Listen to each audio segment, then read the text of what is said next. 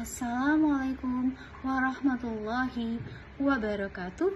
Ketemu lagi di YouTube channel Linda Ainun. Kali ini saya akan menjelaskan tentang tata cara berwudu, tayamum, dan mandi. Saudara, sebagai umat Islam, kita tentu selalu berusaha mencontoh Rasulullah SAW dalam hal berwudu, tayamum, dan mandi wajib. Sementara itu, Rasulullah SAW bersabda, "La sholata liman wudu'a lahu wala wudu'a liman lam yazkurismallahi alaihi." Rawahu Ibnu Majah. Yang artinya, tidak sah sholat seseorang yang tidak berwudu dan tidak sempurna wudu seseorang yang tidak menyebut nama Allah. Hadis riwayat Ibnu Majah. Secara rinci, berikut tata cara berwudu yang diajarkan oleh Rasulullah SAW. Berikut tata cara berwudu dimulai dengan membaca bismillah karena Allah Ta'ala, disertai dengan mencuci telapak tangan kanan, kemudian telapak tangan kiri sebanyak 3 kali, kemudian dilanjutkan dengan berkumur dan menghirup air dari hidung, kemudian mengeluarkannya sebanyak 3 kali. Langkah selanjutnya yaitu mencuci muka sebanyak 3 kali. Langkah selanjutnya yaitu mencuci tangan sampai pergelangan siku sebanyak 3 kali, dimulai dari tangan kanan, kemudian tangan kiri. Dan langkah selanjutnya yaitu mengusap ujung rambut dari ujung muka sampai tengkuk, lalu kembali ke ujung rambut muka dan mengusap telinga. Langkah selanjutnya yaitu mencuci kaki sebanyak 3 kali, dimulai dari kaki kanan lalu kaki kiri. Setelah itu kita membaca asyhadu alla ilaha illallah wahdahu la syarikalah wa asyhadu anna Muhammad abduhu wa rasuluh. Demikianlah tata cara berwudu. Berikut tata cara bertayamum. Allah berfirman dalam Al-Quran surat An-Nisa ayat 43 yang berbunyi, A'udzubillahi minasyaitonirrajim. Wa in kuntum marda aw ala safarin aw jaa ahadum minkum minal khaiti aw lamastumun nisaa falam tajidu ma tayammamu sa'idan thayyiban famsahu biwujuhikum wa aydikum innallaha kana afuwan ghafura. Yang artinya, dan jika kamu sakit atau sedang dalam musafir atau bepergian atau kembali dari tempat buang air atau kamu telah menyentuh perempuan atau bersetubuh, kemudian kamu tidak mendapatkan air, maka bertayamumlah kamu dengan tanah yang baik atau suci, sapulah mukamu dan tanganmu. Sesungguhnya Allah Maha Pemaaf lagi Maha Pengampun. Itulah dasar bertayamum. Berikut tata cara bertayamum. Pertama, baca basmalah dengan niat karena Allah Ta'ala. Yang kedua, usapkan tangan ke bagian yang berdebu, lalu hembus di debu yang ada di tangan. Setelah itu usapkan ke wajah. Setelah dari wajah, lalu usap punggung tangan kanan. Setelah itu lanjut ke punggung tangan kiri.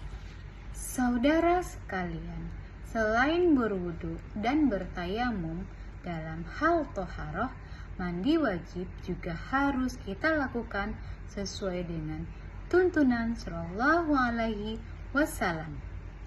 Maka, apa dasar hukumnya dan bagaimana tata caranya?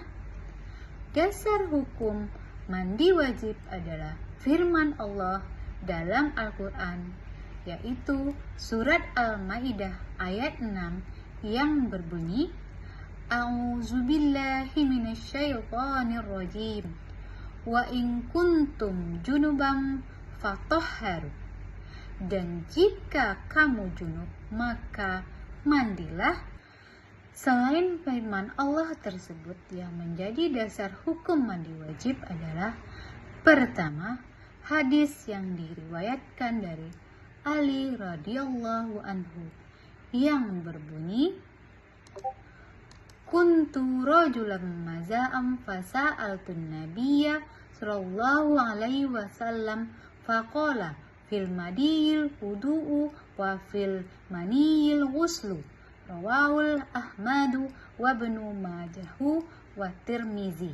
Yang artinya adalah, aku orang yang sering mengeluarkan mazi, maka aku bertanya kepada Nabi Shallallahu Alaihi Wasallam. Maka jawabnya, keluar mazi harus wudu dan keluar mani harus mandi. Hadis riwayat Ahmad, Ibnu Majah, dan At-Tirmizi. Kedua, hadis yang diriwayatkan dari Ummu Salamah yang berbunyi, ya Rasulullah, innallaha la yastahi minal haqqi fahal alal mar'atil uslu izah talamat. Qala na'am izah ra'atil ma'a, rawahul Bukhari wal Muslim. Yang artinya, hai Rasulullah SAW, sungguh Allah tidak malu dari barang hak adalah wajib mandi bagi wanita kalau mimpi. Beliau SAW menjawab, ya kalau melihat air. Hadis riwayat Al-Bukhari dan Muslim. Ketiga, hadis yang diriwayatkan dari Abu Hurairah yang berbunyi, iza jalasa baina su'abihal arba'i summa jahada faqad wajaba alaihi al-ghuslu, rawahul Bukhari wal Muslim wa khairu huma. Yang artinya, apabila seorang bersetubuh, maka wajiblah mandi. Hadis riwayat Al-Bukhari, Muslim, dan lain-lainnya. Keempat, hadis yang diriwayatkan dari Aisyah yang berbunyi, inna Fatimah binta Hubaisin kanat tuhado wa fasa'alatin nabiyya sallallahu alaihi wasallam, zalika irkum wa laysat bil haidoti wa iza adbarat fa'tisili fasalli, rawahul Bukhari. Yang artinya bahwa Fatimah binti Abu Hubaisi berair merah atau istihadah, lalu menanyakan kepada Nabi SAW, maka beliau bersabda, itulah darah penyakit, bukan haid. Kalau kamu berhaid, tinggalkanlah sholat, dan kalau kamu sudah selesai, mandilah, lalu sholatlah. Hadis riwayat Al-Bukhari. Berdasarkan firman Allah dan hadis tersebut, orang yang wajib mandi adalah orang yang pertama melakukan hubungan suami istri, yang kedua mengeluarkan mani karena bermimpi, dan yang ketiga setelah mengalami haid atau nifas. Berikut tata cara mandi wajib sesuai dari hadis yang diriwayatkan Aisyah. Kana iza tazala minal janabati yabda'u fayaghsilu yadayhi summa yafrihu biyaminihi ala simalihi fayaghsilu farjahu summa yatawaddau huwa lissalati summa ya'khuzul ma'a wa yudkhilu asabi'ahu fi usulis sahri hatta iza rawa'an qadis tabara'a hafana ala ra'asihi salasa hafanatin summa afadu ala sairin jasad summa qasala rijalaihi rawahul Muhrim. Bahwa Nabi SAW itu kalau mandi karena junub, beliau mulai membasuh kedua tangannya, kemudian menuangkan dengan tangan kanannya pada tangan kirinya, lalu mencuci kemaluannya, lalu berwudu sebagaimana wudu untuk sholat, kemudian mengambil air dan memasukkan jari-jarinya di pangkal rambutnya, sehingga apabila beliau merasa bahwa sudah merata, beliau siramkan air untuk kepalanya 3 tuangan, lalu meratakan seluruh badannya, kemudian membasuh kedua kakinya. Hadis riwayat Muslim. Berdasarkan hadis tersebut, tata cara mandi wajib adalah sebagai berikut. Pertama, mulailah dengan membasuh atau mencuci kedua tangan dengan niat yang ikhlas karena Allah Subhanahu wa Ta'ala.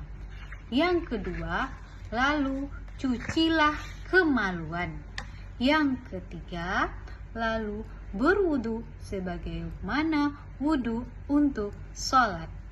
Yang keempat, kemudian ambillah air dan masukkanlah jari-jari tanganmu pada pangkal rambut dengan disertai wangi-wangian sampai merata. Bagi perempuan, hal itu dikerjakan sesudah rambut dalam keadaan terlepas. Yang kelima, mulailah dengan menyiram air pada bagian sisi kanan kepala 3 kali, kemudian pada sisi kiri demikian pula. Setelah itu, siramlah seluruh tubuh dan digosok. Yang keenam, basuhlah kedua kakimu dengan mendahulukan yang kanan lalu yang kiri. Jangan lupa, kita tidak boleh berlebih-lebihan dalam menggunakan air. Mari kita senantiasa ittiba kepada Rasulullah SAW. Wassalamualaikum warahmatullahi wabarakatuh.